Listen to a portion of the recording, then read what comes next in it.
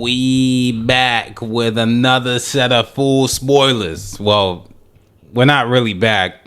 I don't actually cover spoilers, but it's sort of a bit of a new thing. Chapter 25 of the Boruto 2 Blue Vortex spoilers have dropped, and Momoshiki has returned. Yes! Tell him. Ow, ow.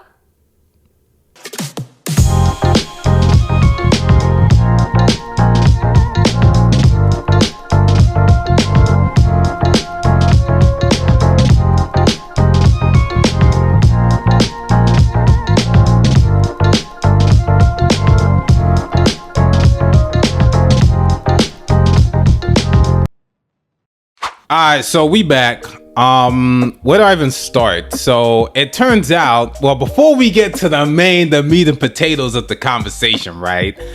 Everybody's fine.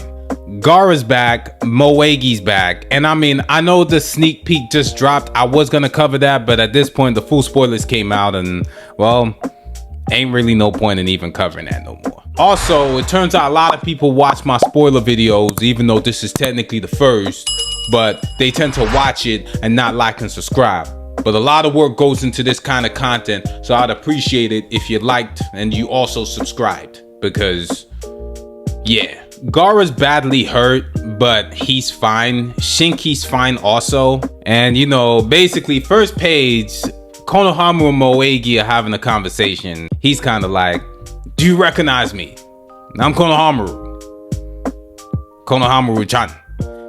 And for the most part, she's okay. Her chakra's been drained the whole time she's been in the tree. She has mild malnutrition. There's no damage in terms of muscles and bones. She's completely fine. All she gotta do is really just sleep and eat.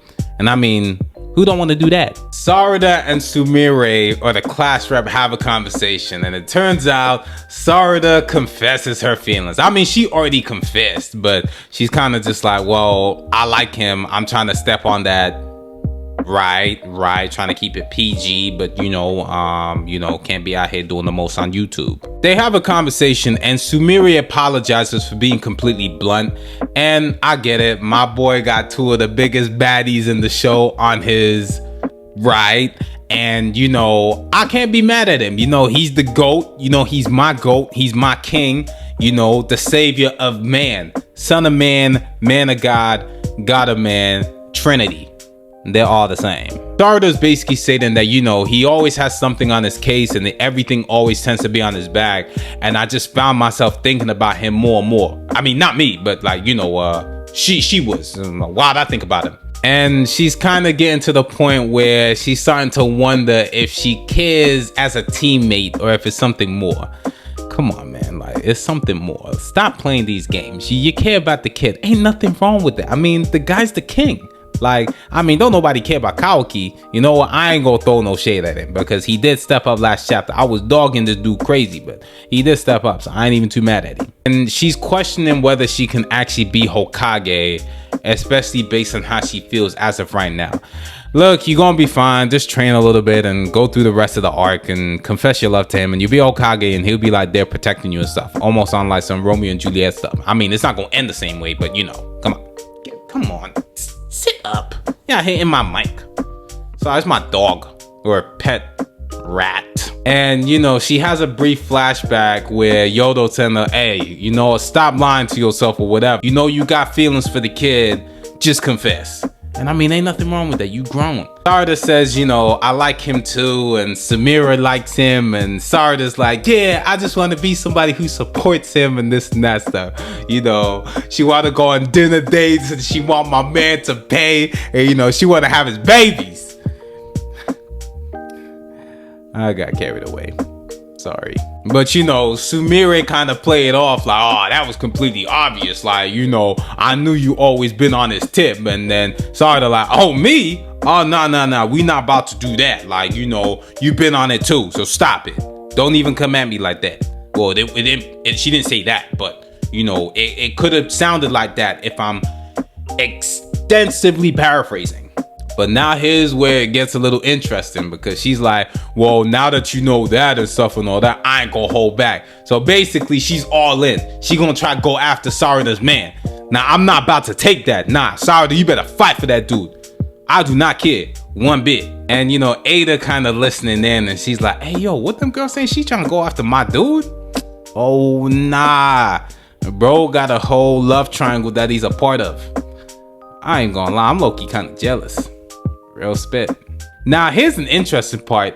Himawari and Kurama are actually training. I love this. I feel like Naruto and Kurama never trained until they finally made up, but now Kurama's giving Himawari that training from early to the point where she about to be a whole demon. Pun intended. And he's trying to teach her how to fight like a tailed beast, not like a human, because apparently she's closer to a tailed beast than she is human. The thing is, Kurama knows that she's no ordinary shinobi, and I like this because it's really developing their relationship from early. I kind of sat there and thought, okay, they just got introduced to each other. Well, not really, kind of, but they got introduced to each other, and you know, I kind of thought that it'd be a little slow, but no, they kicking it straight into high gear to the point where Himawari's going into her mind, and she's like, yo, like, you know, I'm really about that life. I'm trying to get stronger. And I mean, you would think from how she was almost introduced to the story, she might kind of take a back seat or be on the back burner like a medical ninja and stuff, but no, she gonna be scrapping on the front lines. And I'm mad at that because when she scrapped with Jura, she made Inojin look like a complete sucker. And I'm mad at him because, yo, look at your parents. Sai and Ino. Okay, Ino bad, but Sai, man, that dude like a Dollar Tree Sasuke. Miss me with that. Now we are at the moment of truth. Momoshiki has pulled up, and bro, I low-key just feel sorry for him. I feel like they did him the way Thor got done after Infinity War. You know, Thor was that guy the moment he had Stormbreaker. He was nice. He was the king of everything. He was like, bet, bring me Thanos. And bro was ready to sit there, and he tried to, well, he went for the body, but he should have gone for the head. I feel like the way they humanized Thor in Endgame to the point where he was like depressed because it wasn't his fault, but if he went for the head, I mean, the snap would have never happened. The way they humanized him is the same way, it's the same feeling that I'm getting with Momoshiki as of right now. Bro sat there and said, what does the wind blow in? Bro has hit complete depression. And I like the fact that Boruto was the one who hit him up. It usually seems like Momoshiki the one always trying to trouble him, but you know, I'm really interested in terms of how this is gonna go down. And of course, Momoshiki's been observing everything, and he's like, I find it interesting how you've been clinging on to life, considering that you escaped death again. And he sits there, and it almost makes you feel sorry for him because he's like, I'm in the depths of despair. Like, this dude is actually sad. Because he sits there and he's like, the moment you got killed by Kawaki, I should have just left you and bounced. But I literally brought you back to life, and I've been in this cage ever since. Bro went completely silent because he is actually miserable. Like, you know, sometimes when you decide to basically leave because you think the grass is greener, the grass might not always be as green as you think. Just saying. And I think what makes it interesting is that the way Boruto even addresses him, he's like, yo, freeloader, still sulking as usual. So I have a feeling that Boruto has either been in some sort of contact with him or has had some sort of idea of the current status of Momoshiki, but has just declined to talk about it. Because when he sits and he says still sulking as usual, I'm like, man, like, you really got this guy on a ball and chain. Nasty work. And Boruto comes with a proposal. It's really just for Momoshiki to lend him his strength. And I think this will create a massive power up for Boruto because at this point, Boruto is a lot stronger just base level wise himself. But add that with Momoshiki's power, oh nah, that's about to be different. And he says that, look, if you give me your power, there's a condition. You can do whatever you want with my body. Yeah, that just sounds weird. But you can do whatever you want, but you have to use the power to take out Jura. I still don't think that'll be enough to take out Jura, but I do want to see where this kind of goes because yet Momoshiki laughed at the proposal, but we haven't heard his response as of right now. Seeing how fast they brought back Moegi, I definitely don't think Sasuke will be gone as long as we think he may be gone for.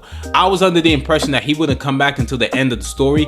I think Naruto's gonna come back at the end of the story, just before Boruto and Kawaki have their final confrontation. And then Naruto gonna look at him like, look, you gotta handle your business, you know what I'm saying? Like, bring Kawaki back type thing. Because he's not gonna sit there and fight Kawaki himself. One, he's not strong enough. Two, he's not gonna win, period. But I think Sasuke gonna come back a little sooner than expected. And then, you know, he gonna rest up and then he gonna be back to normal. He probably gonna get Boruto his final training session or whatever. And then I think, despite the fact that Boruto is the one making the proposal, I feel like there will be a contingency in place that will probably render the proposal useless, to the point where they either join forces due to a bigger threat or something like that. I don't think Momoshiki's just gonna become good in its entirety. I think he's just gonna stay a villain, because if he becomes good, it's kind of playing on the same notion of what happened with Naruto and Kurama. I don't think Ikamoto's trying to go that route, but that's just me.